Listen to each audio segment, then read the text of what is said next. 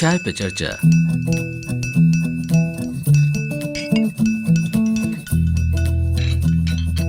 चाय चाय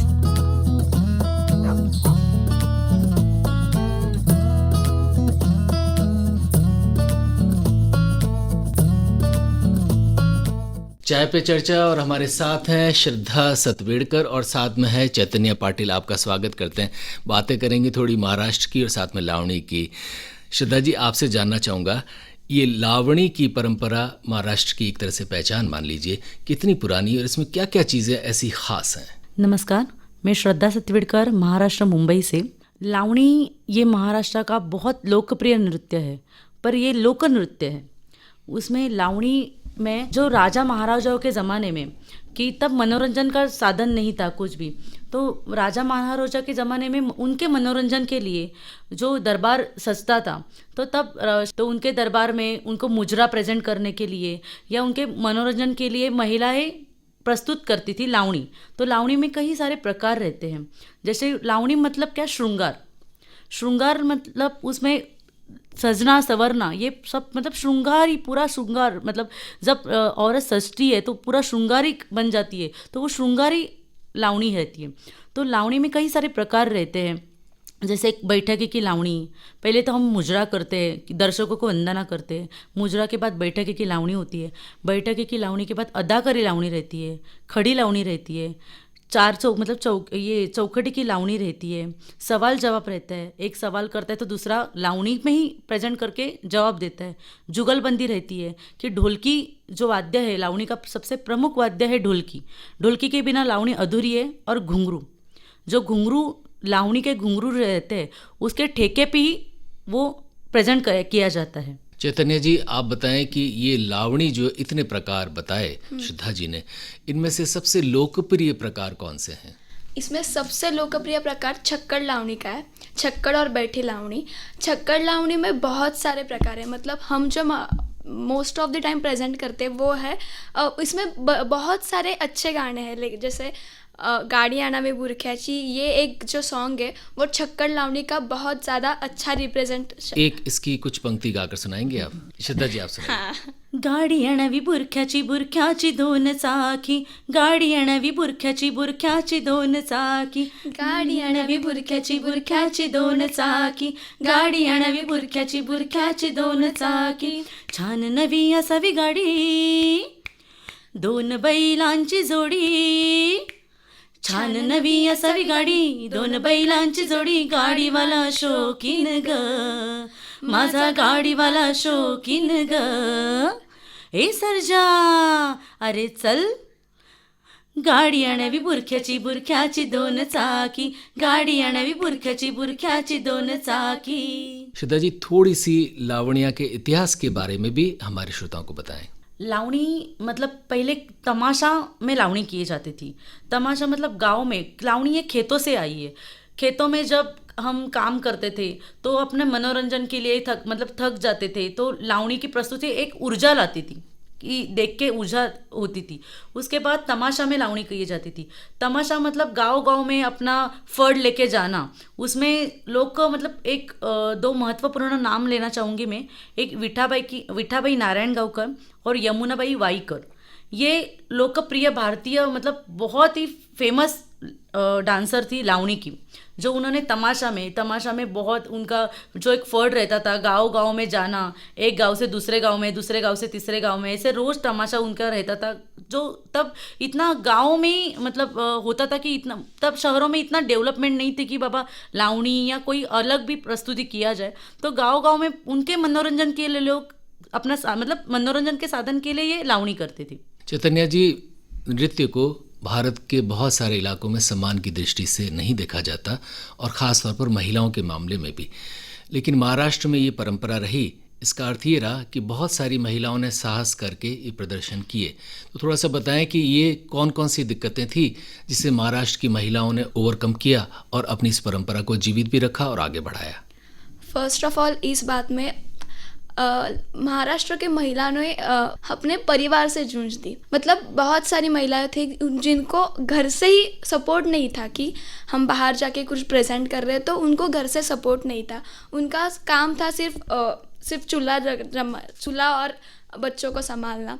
लेकिन बहुत सारी ऐसे महिला है जैसे ताराबाई शिंदे थी, जिन्होंने महिलाओं के प्रगति के लिए, मतलब सिर्फ नृत्य के लिए नहीं तो पढ़ाई के लिए, सब हर एक बात के लिए उन्होंने स्ट्रगल किया। और ऐसे ही पहले बात तो महिलाओं को बहुत सारे प्रॉब्लम्स आते हैं। मतलब लावणी का जो है बेसिकली वो श्रृंगारिक नृत्य है। औरत श्रृंगार करती हो तो वो सुंदर दिखते ही है। फिर वैसे ही हज़ारों नज़रें उन्हें देखने के लिए, जो आज भी ये प्रकार चल रहा है, वैसे उनको उन नज़रों से बचना पड़ता था। बहुत सारी बातें हैं, लेकिन हाँ, हम महिला है इतने सक्षम है कि ये सब पार करके हम हमारे जो गोल्स है वो अचीव कर रहे हैं। श्रद्धा जी, आपसे जानना चाहूँगा कि पुरुषों ने भी बहुत बार ऐसे प्रदर्शन किए हैं। ख़ासतौर पे बाल गंधर्व का बहुत जिक्र आता है कि वो ऐसे महिला बनते थे कि कई लोग कंफ्यूज हो जाते थे, रिश्तेदार भी कंफ्यूज हो जाते थे कि महिला है पुरुष। तो ये पुरुषों द्वारा महिलाओं की भाव भंगिमा धर के और इस तरह के काफ़ी नृत्य महाराष्ट्र में हुए। इस परंपरा के बारे में भी थोड़ा सा बताएं। पहले के ज़माने में महिला को घर से ही बाहर निकलने की परमिशन नहीं थी। एजुकेशन तो बहुत दूर की बात है। तो जैसे हमारे इधर डॉक्टर बाबा साहेब आम्बेडकर जी है, उन्होंने मतलब महिलाओं को शिक्षा देने के लिए ज्योतिबा फुले जो है उन्होंने बहुत कोशिश की कि बाबा ये महिला डेवलप हो जाए, घर से बाहर निकल जाए। तो उनको मतलब सीखना, जब वो सीखेगी तब जाके आगे पढ़ेगी। तो मनोरंजन के लिए तो पहले लेडीज़ को मतलब अलाउ भी नहीं था। तब बाल गंधर्व जी थे तो उन्होंने मतलब वो पथनाट्य करते थे, उसमें लावणी वगैरह, मतलब वो उनका इतना श्रृंगारिक लुक था कि बाबा मनोरंजन के साधन के लिए तो उनको थिएटर में आना ही है, पर मतलब लेडीज़ को अलाउड नहीं है। तो फिर क्या करे, लेडीज़ कैसे बने? फिर उन्होंने मतलब ये परंपरा शुरू की। तो जैसे वो सजते थे तो मतलब ऐसे उनके सामने लेडीज़ भी फीकी पड़ जाती थी कि बाबा ये महिला ही है। मतलब ऐसे ही हो जाता था कि ये मतलब आंखें अपनी देखते ही रह जाते कि इतना सुंदर श्रृंगार रहता है। उनके बालों से लेके उनके पाँव तक, मतलब जो पूरा ढका हुआ उनका नौवारी, हमारे इधर नौवारी साड़ी बोलते हैं महाराष्ट्र की हमारी, तो वो नौवारी साड़ी ऐसे रहते हैं ना कि पूरा शरीर ढक जाता है। तो शरीर में ऊपर से अपने गहने, मतलब वो अलग ही निखार आ जाता है, गहने श्रृंगारिक, वो चूड़ियाँ जो हमारी रहती है सुंदर सुंदर रंगी बिरंगे साड़ियाँ। तो वो जब बाल गंधर्व जी सजते संवरते थे तो उनको उन्होंने जब शुरू किया, उसके बाद उनके वजह से महिलाएं इस क्षेत्र में आ गई कि बाबा उनको फिर बाद में होगा कि बाबा महिला भी ये कर सकती है। फिर महिलाएं ने कोशिश की। अभी के ज़माने में लावणी, हमारे इधर महाराष्ट्र में लावणी पुरुष डांसर भी है, बहुत सारे अच्छे डांसर है जो लावणी प्रेजेंट करते हैं। और कभी कभी ऐसा होता है सर जी, मैं खुद परफॉर्म करती हूँ, मेरे साथ भी लावणी कलाकार रहते हैं, पुरुष कलाकार, जो हम भी लड़कियां कभी कभी फिक्की हो जाती है। इतना सुंदर एक्सप्रेशन विद गेटअप, मतलब एक लड़की है कि जेंट्स है, ये तब हमें यकीन नहीं होता है कि कितना इतना श्रृंगार ये लेडीज़ है, ऐसे होता है। चैतन्या जी, इससे पहले की बात करें परफॉर्मेंस के बारे में, ये नृत्य आपने चुना क्यों, और कहीं आपके भी घर या परिवार में इसका विरोध हुआ? नहीं, आई एम लकी, मेरे घर में मुझे टोटली सपोर्ट है इसके लिए।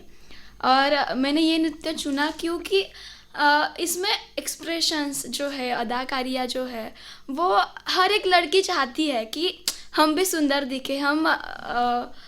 हर एक लड़की चाहती है कि हम सुंदर दिखे, हम सज धजे। और उसमें से एक बात है लावणी का एक महत्वपूर्ण, कि इनमें से हम बहुत सारे गीतों के द्वारा कई कहानियाँ बताते हैं। कहानियाँ यानी कई स्टोरी उसमें गीत में एक्सप्लेन होती है, जिसमें हम क्या कह सकते हैं, प्रमोशन भी करते हैं लड़कियों का, मतलब हम आगे बढ़ सकते हैं ऐसा। और बहुत सारी बातें। ऐसा कोई गीत जिसमें महिलाओं को आगे बढ़ाने की बात हो, प्रमोशन जैसा कि चैतन्या बता रही है, उसकी पंक्ति को याद आती है?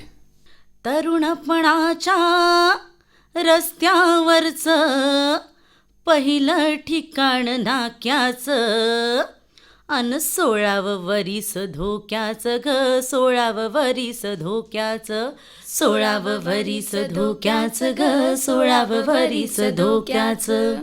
ये रेडियो लेक सिटी है और हमारे साथ हैं श्रद्धा, साथ में चैतन्या। श्रद्धा, थोड़ी सी बात करते हैं, लावणी के अलावा दूसरे भी बहुत सारे नृत्य हैं। महाराष्ट्र एक नृत्य की धरती है, कौन कौन से ऐसे प्रमुख नृत्य हैं जो लोकप्रिय भी हैं और आप लोग भी उन्हें कर रहे हैं? महाराष्ट्र के प्रमुख नृत्य लावणी, कोली डांस, भारूड, फिर आता है अपना पोवाड़ा, फिर गोंधळ डांस, वाघ्यामुरी डांस, शेतकरी डांस, ऐसे अनेक प्रकार है। पर अभी मैं फ़िलहाल अभी मेरे को 16 साल हुए। 16 साल में मैं गवर्नमेंट प्रोग्राम ही करती हूँ। गवर्नमेंट प्रोग्राम में क्या होता है कि महाराष्ट्र की मतलब पूरे भारत में अनेक राज्य होते हैं, कई राज्यों में अलग अलग संस्कृति, अपने अपने राज्य की अलग संस्कृति रहती है। तो एक दूसरे की संस्कृति को पहचाने, मतलब अपने भारत में ही इतनी मतलब अनेकता में एकता बोलते हैं कि बाबा इतनी संस्कृति अपने में ही है कि हम बाहर भी अभी ऐसा होता है कि बाहर मतलब इंडिया के बाहर जाके कि हमें अभी ऐसा मौका होता है कि हम अपनी संस्कृति इंडिया के बाहर जाके भी दिखाएं। तो ये संस्कृति के मतलब देवान घेवान बोलते हैं इसको। तो ये प्रेजेंट एक दूसरे को समझे कि अपने भारत में इतने कई सारी राज्य है, इतने राज्य है, फिर अब राज्य में अलग अलग संस्कृति है, उनका पारंपरिक नृत्य है। तो महाराष्ट्र सरकार ने, मिनिस्ट्री ऑफ गवर्नमेंट ने अभी हमें एक चांस दिया है कि बाबा हम अलग अलग भारत के राज्य में जाए, अपनी संस्कृति दिखाए, फिर हाँ अपनी संस्कृति भी दूसरों को दिखाए और दूसरे की अपने को मालूम पड़ना चाहिए कि अपने भारत में कितनी सारी संस्कृति है। तो अभी मिनिस्ट्री के वजह से हम अभी उदयपुर में भी आए, जो अभी अब उदयपुर में हम प्रस्तुत कर रहे हैं उसमें। तो उसमें भी अभी कई सारे हमारे आर्टिस्ट है, कलाकार की बाबा आसाम वाले नृत्य है, आसाम, फिर भांगड़ा केरला वाले आए, हम महाराष्ट्र से प्रेजेंट कर रहे हैं। ऐसे बहुत सारे हम अनेक टाइप मतलब अलग अलग गवर्नमेंट फेस्टिवल रखते हैं कि उसमें मतलब अनेक कलाकारों से मिलना जुलना भी हो जाता है। हम फ्रेंड्स हैं, मतलब ऐसे बहुत ऐसा नहीं कि हम अभी ऐसा होता है कि ये प्रोग्राम के बहाने हमारा एक फ्रेंड सर्कल बन गए पूरे भारत में। सपोज मैं कभी कभी ऐसा मानती हूँ कि कभी मैं इस लाइन में ही नहीं आती तो मेरे को पता ही नहीं चलता कि भारत में इतनी संस्कृति, मतलब अपना भारत ही इतना बड़ा है कि हमें बाहर जाने की ज़रूरत नहीं पड़ती है।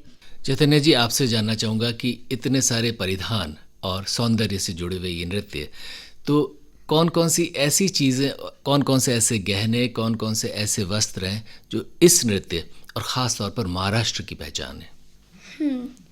नौवारी साड़ी, जैसे श्रद्धा दीदी ने बताया कि नौवारी साड़ी ये हमारा मुख्य गहना ही कह सकते हैं, उसे मुख्य वस्त्र है। नौवारी साड़ी, ठुशी, लक्ष्मी हार, तोड़े पाँव के, बाजूबंद, बिंदी और नथ, ये हमारे प्रमुख श्रृंगार है। इसके और कमरबंद वगैरह कुछ? कमरबंद, इसके अलावा श्रृंगार ही नहीं कह सकते इसे। थोड़ा सा ये भी पूछना चाहूँगा कि जो महाराष्ट्र की लांग वाली साड़ी होती है, क्या उससे इस नृत्य में सुविधा रहती है? हाँ, नौवारी साड़ी से हमें डांस करने में इजीनेस आता है, बिकॉज अभी फ़िलहाल लड़की लोग जीन्स वगैरह पहनते हैं, तो वो जीन्स, मुझे तो लगता है कि जीन्स का फॉर्मेशन नौवारी से ही हुआ होगा, क्योंकि उसमें जो पैर का जो ये उसका पिनअप वगैरह जो रहता है, उसमें हमारे पैर अच्छे से अलग अलग रहते हैं प्रॉपर, सो हमें डांस करने में बहुत इजीली हम डांस कर पाते हैं उसमें। ये रेडियो लेक्सिटी है, बातें हो रही है महाराष्ट्र के कुछ नृत्यों की। हमारे साथ है श्रद्धा, साथ में चैतन्य। श्रद्धा, थोड़ी सी कोरी डांस के बारे में भी हमारे श्रोताओं को जानकारी दीजिए। कोरी डांस महाराष्ट्र में जो समुंदर किनारे में बसे हुए जो छोटे छोटे गांव है, समुंदर के लगे हुए किनारों में, उसमें कोरी ये जात की मतलब ये जात का एक समाज है, कोरी समाज। तो उसमें ये प्रमुख नृत्य है कोरी डांस। तो कोरी डांस में क्या होता है कि जब मतलब वो कोरी डांस रहता है कि जो समुंदर की लहरें हैं उनके ऊपर वो लहरों की तरह वो डांस रहता है, मतलब डांस का कोरियोग्राफी जो रहता है उनकी लहरों की तरह, वो नाव की लहरों और समुंदर की लहरें नाव की ये। तो उसमें क्या होता है कि जो कोली डांस के एक मछुआरों मतलब मछुआरे, कोली मतलब मछुआरों का डांस, मछुआरे ये उनका कोली डांस मतलब प्रमुख उनका व्यवसाय है कि मच्छी मार करना। जब वो समुंदर के किनारे में बोट मतलब नाव, उनके बोट बोलते हैं हम, वो नाव में मतलब जाते हैं दरिया किनारे में। तो जब मछुआरे लोग अपने थकान से आते हैं मच्छी गोला मतलब कोली डांस, यानी कोली डांस ये कोली समाज का एक डांस फॉर्म है। जो मच्छीमार लोग रहते हैं, मछुआरे लोग, उनका ये डांस फॉर्म रहता है। बहुत सारे ऐसे सन उत्सव है, जैसे कि नारळी पूर्णिमा, ये कोली समाज का सबसे बड़ा उत्सव रहता है, जिसमें क्या होता है कि बीच में जब श्रावण का मास होता है उस टाइम मछुआरे लोग मच्छीमारी नहीं करते, क्योंकि वो समंदर में मछलियों का वो रिप्रोडक्शन पीरियड होता है। सो उसके बाद में फिर से मच्छी मारी स्टार्ट करते हैं। तो उस टाइम में ऐसा होता है कि समंदर में लहरें बड़ी बड़ी लहरें आते हैं, तो वो समंदर देवता को नारियल देके, कभी कभार तो सोने का नारियल भी समंदर देवता को दिया जाता है। वो नारियल देके उनसे विनती करते कि हम आप में आकर मच्छी मारी कर रहे हैं, तो आप ज़्यादा वो जो मराठी में कहते हैं वारा वादळ, वो मत आने दो, मतलब हमारी सेफ्टी आपके हाथ में। इसलिए वो समंदर देवता को पूछते हैं। ये नारी पूर्णिमा का वो उत्सव रहता है, वो सबसे बड़ा कोली लोगों का उत्सव रहता है। और उसमें लोग ये कोली डांस प्रेजेंट करते हैं, जहाँ लोग उत्सव मनाते हैं। और वही डांस फॉर्म थकान और ऊर्जा के लिए, जैसे हर कोई डांस क्यों करता है, तो ऊर्जा के लिए, एंजॉयमेंट के लिए, वैसे ही कोली लोग ये डांस ऊर्जा के लिए, एंजॉयमेंट के लिए करते हैं। श्रद्धा जी, कोली डांस जिसका भी अभी जिक्र हो रहा है, ये क्या बॉलीवुड में भी लोकप्रिय हुआ है?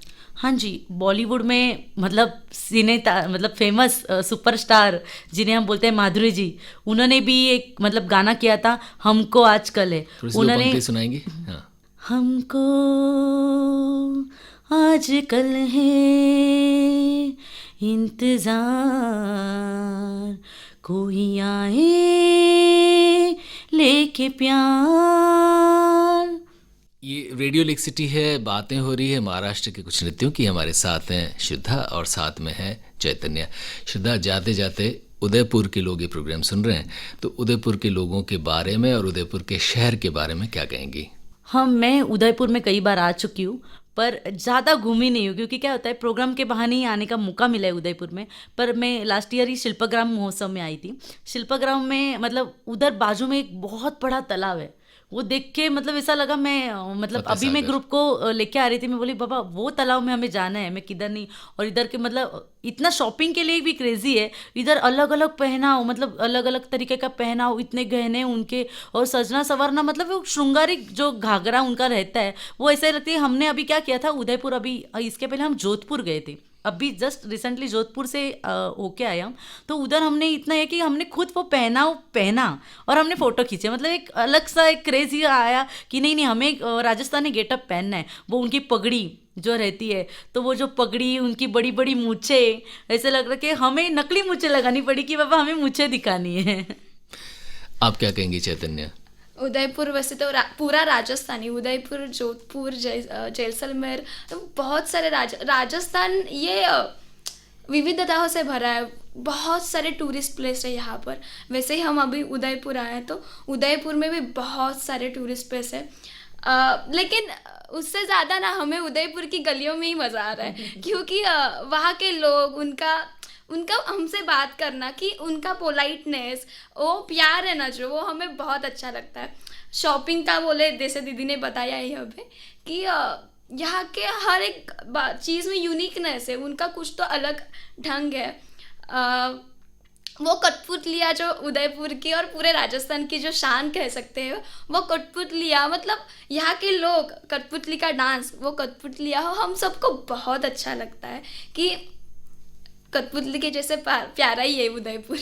चैतन्य और श्रद्धा, आपका हृदय से आभार।